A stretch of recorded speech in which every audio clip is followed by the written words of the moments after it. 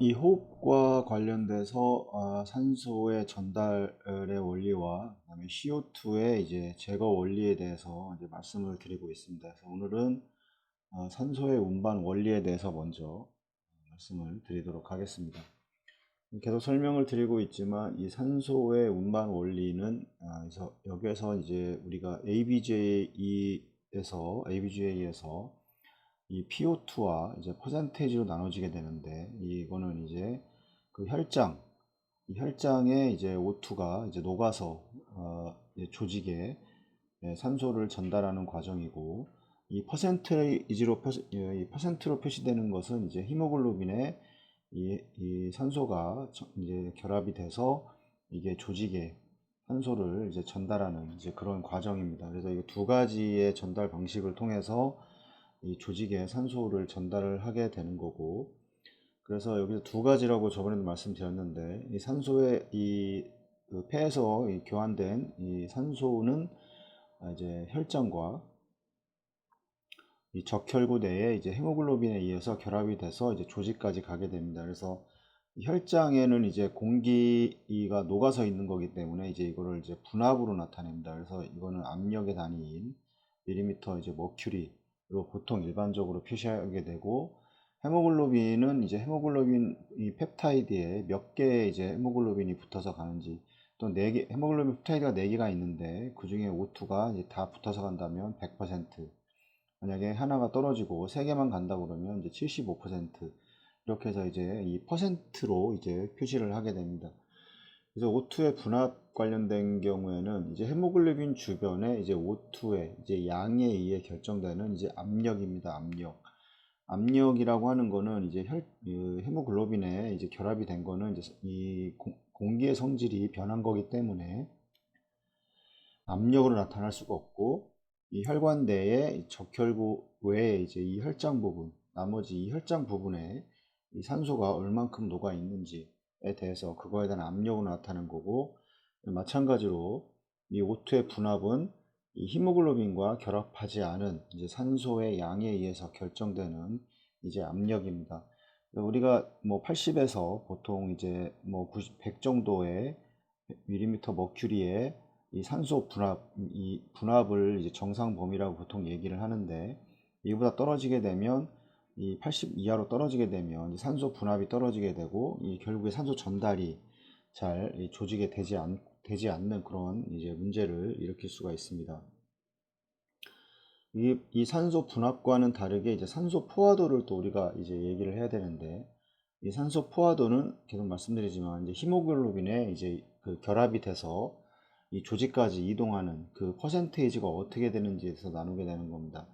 히모글로빈에는 이제 말씀드렸지만 그 주변에 히모글로빈 이 주변에 어떤 가스가 많은지, O2인지 아니면 뭐 일산화탄소인지 아니면 CO2인지 아니면 수소인자인지, 이게 어떤 가스가 많으냐에 따라서 이 헤모글로빈에 결합되는 게 다릅니다. 그래서 만약에 이 폐 부분에서는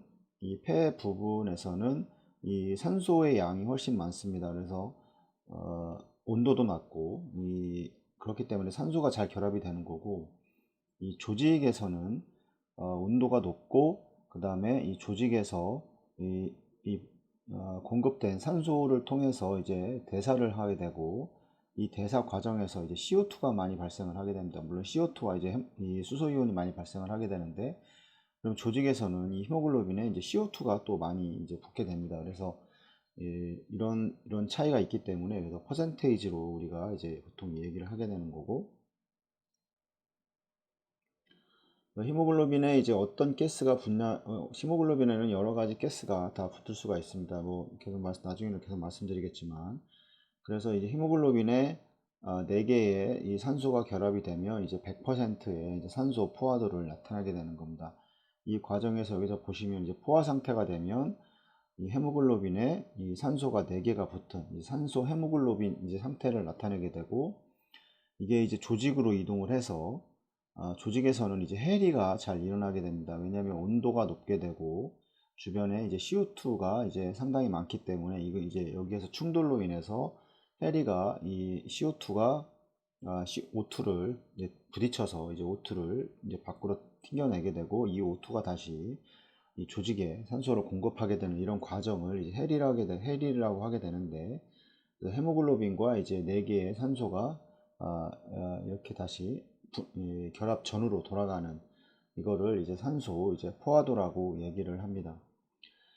여기에 그렇게 되면 이제 이 포화가 잘 되는 거와 이제 해리가 잘 되는 어떤 조건들이 있을 겁니다. 그래서 이 포화가 잘 되는 경우에는 이 결국에는 그 주변에 이 O2가 많아야 됩니다. 그럼 이거는 폐 부분에는 이제 O2가 많기 때문에 이 분압이 높기 때문에 이 헤모글로빈에 산소가 많이 이제 붙게 되는 거고, 그 다음에 당연히 CO2의 분압이 낮아야 됩니다. 그래서 CO2의 분압이라는 건 많다고 하는 거는 헤모글로빈 주변에 이제 CO2가 많게 되면 이 CO2가 결합을 해버리기 때문에 이제 헤모글로빈에서 이제 산소가 결합할 수 있는 자리를 뺏어버리게 됩니다.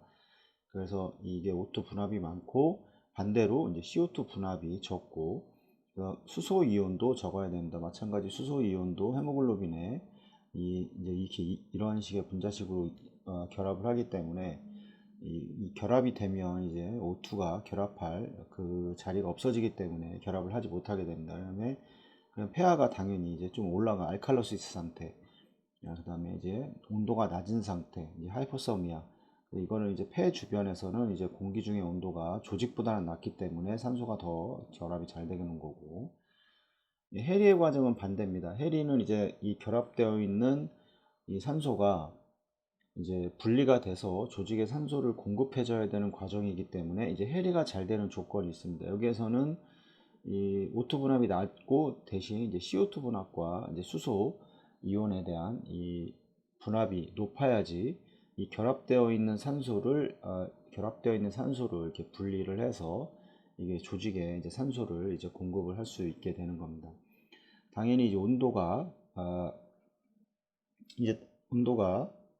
이거 좀 잘못되어 있는데 폐하가 낮게 되고 이제 온도가 높은 이런 과정에서 더 해리가 잘 되게 됩니다. 여기서는 이제 알칼로시스가 보통 얘기하는 거고, 여기서는 이제 엑소시스 상태를 이제 우리가 얘기하게 되는데, 이런 상태를 가지고 우리가 이제 포화 상태와 이제 해리 상태를 나눌 수가 있습니다. 그래서 우리가 그 옥시젠 헤모글로빈 디소시에이션 커브를 이렇게 보면 이게 이제 오른쪽으로 시프팅이 될 수가 있고 왼쪽으로도 이렇게 시프팅이 될 수가 있습니다. 이제 이쪽으로 가는 경우는 이게 이제 그 이 포화에 이제 더 이제 좋은 쪽이고, 오른쪽으로 간다고 하는 것은 이건 해리가 더 잘 진행되는 과정입니다. 그래서 뭐 이 부분도 계속 설명을 드리겠지만 이 산소의 이 헤모글로빈, 옥시젠 헤모글로빈 디소시에이션 커브를 이제 좀 잘 이해를 할 필요가 있습니다. 이게 시프팅이 됩니다. 오른쪽 왼쪽으로.